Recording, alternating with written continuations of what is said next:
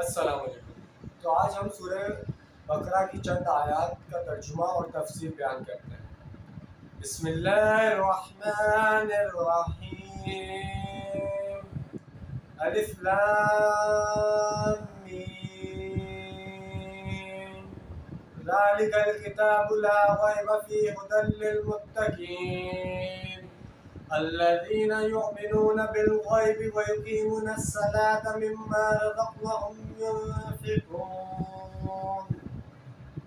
شروع اللہ کے نام سے جو بڑا مہربان نہایت رحم کرنے والا ہے۔ یہ الکتاب ہے، اس میں کچھ شک نہیں، ہدایت ہے پرہیزگار لوگوں کے لیے جو ایمان رکھتے ہیں غیب پر اور نماز قائم کرتے ہیں، اور جو کچھ ہم نے انہیں دیا ہے اس میں سے خرچ کرتے ہیں۔ یہ حرف مقطعات ہیں جن کے بارے میں یہ جان لیجئے کہ ان کے حقیقی، حتمی اور یقینی مفہوم کو کوئی نہیں جانتا سوائے اللہ اور اس کے رسول صلی اللہ علیہ وسلم کے۔ یہ ایک راز ہے اللہ اور اس کے رسول صلی اللہ علیہ وسلم کے مابین۔ حرف مقطعات کے بارے میں اگرچہ بہت سی آراء ظاہر کی گئی ہیں، لیکن ان میں سے کئی شے رسول اللہ صلی اللہ علیہ وسلم سے منقول نہیں ہے۔ البتہ یہ بات ثابت ہے کہ اس طرح کے حرف مقطعات کا کلام میں استعمال عرب میں معروف تھا، اس لیے کسی نے ان پر اعتراض نہیں کیا۔ قرآن مجید کی 114 میں سے 29 صورتیں ایسی ہیں جن کا آغاز حرف مقطعات سے ہوا ہے۔ سورہ قاف، سورہ قلم اور سورہ صاد کے آغاز میں ایک ایک حرف ہے۔ حامیم، طٰہٰ اور یاسین دو حرف ہیں۔ الف لام میم اور الف لام را تین حرف ہیں جو کئی صورتوں کے آغاز میں آئے ہیں۔ الف لام میم اور الف لام را چار حرف ہیں۔ حرف مقطعات میں زیادہ سے زیادہ 5 حرف یکجا آتے ہیں، چنانچہ قاف، ہاء، یا، عین، صاد سورہ مریم کے آغاز میں، اور حا میم عین سین قاف سورہ شور کے آغاز میں آئے ہیں۔ ان کے بارے میں ایک وقت مجھے اس سے زائد کچھ عرض نہیں کرنا ہے۔ اپنے مفصل درس قرآن میں ان پر تفصیل سے بحث کی گئی ہے۔ ذالک الکتاب لا ریب فیہ، یہ وہ کتاب ہے جس میں کوئی شک نہیں۔ آیت کے اس ٹکڑے کے 2 ترجمے ہو سکتے ہیں۔ پہلے ترجمے کی روح سے یہ ہے، وہ کتاب موعود جس کے خبر دی گئی تھی کہ نبی آخر الزمان آئیں گے اور ان کو ہم ایک کتاب دیں گے۔ یہ گویا حوالہ ہے محمد رسول اللہ صلی اللہ علیہ وسلم کے بارے میں پیش گوئیوں کے طرف کہ جو تورات میں موجود تھیں۔ ان آج بھی کتاب مقدس کی کتاب استثنا کے 18ویں باب کے 18ویں آیت کے اندر یہ الفاظ موجود ہیں، میں ان بنی اسرائیل کے لیے ان کے بھائیوں بنی اسماعیل میں سے تیری مانند ایک نبی برپا کروں گا اور اپنا کلام اس کے منہ میں ڈالوں گا، اور جو کچھ میں اسے حکم دوں گا وہی وہ ان سے کہے گا۔ تو یہ بائبل میں حضرت محمد صلی اللہ علیہ وسلم کی پیش گوئیاں تھی۔ آگے چل کر سورہ اعراف میں ہم اسے تفصیل سے پڑھ بھی لیں گے۔ یہاں اس بات کی طرف اشارہ ہو رہا ہے کہ یہ وہ کتاب موعود ہے کہ جو نازل کر دی گئی ہے محمد رسول اللہ صلی اللہ علیہ وسلم پر۔ اس میں کسی شک و شبہ کی گنجائش نہیں ہے، اس میں ہر شے اپنی جگہ پر یقینی ہے، حتمی ہے، اٹل ہے، اور یہ دنیا کی وہ واحد کتاب ہے جو یہ دعویٰ لے کر اٹھی ہے کہ اس میں کوئی شک و شبہ نہیں۔ جو کتابیں آسمانی کہلائی جاتی ہیں، ان کے اندر بھی یہ دعویٰ کہیں موجود نہیں ہے۔ انسانی کتابوں میں تو اس کے سوال ہی نہیں ہے۔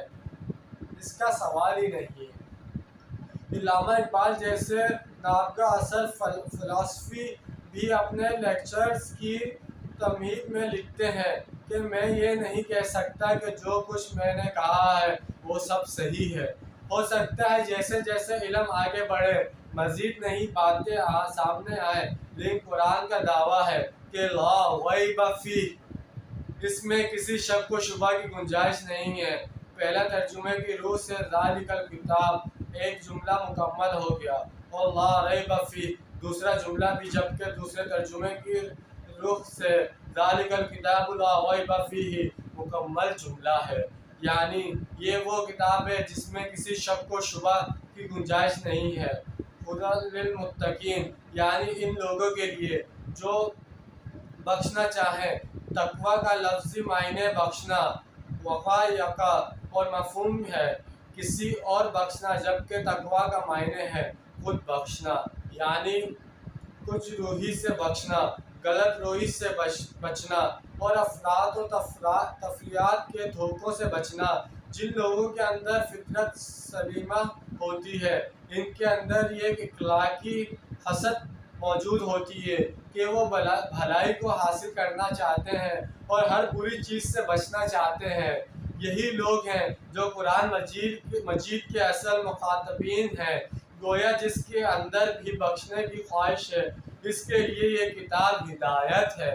سورہ الفاتحہ میں ہماری فطرت کی ترجمانی کی گئی تھی اور ہم سے یہ کہلوایا گیا تھا، اہدنا الصراط المستقیم، اے پروردگار ہمیں سیدھے راستے کی ہدایت بخش۔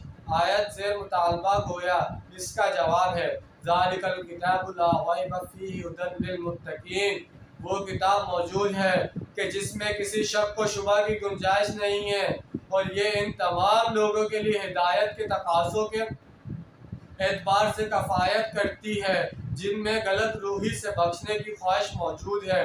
وہ لوگ کون ہیں؟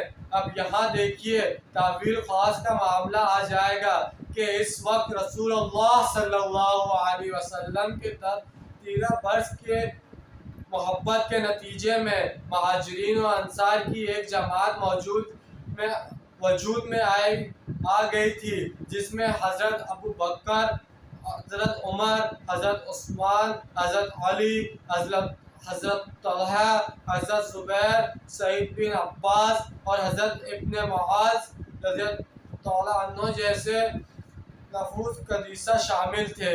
تو گویا اشارہ کر کے دکھایا جا رہا ہے کہ دیکھو یہ وہ لوگ ہیں، دیکھ لو ان میں کیا اوصاف ہیں۔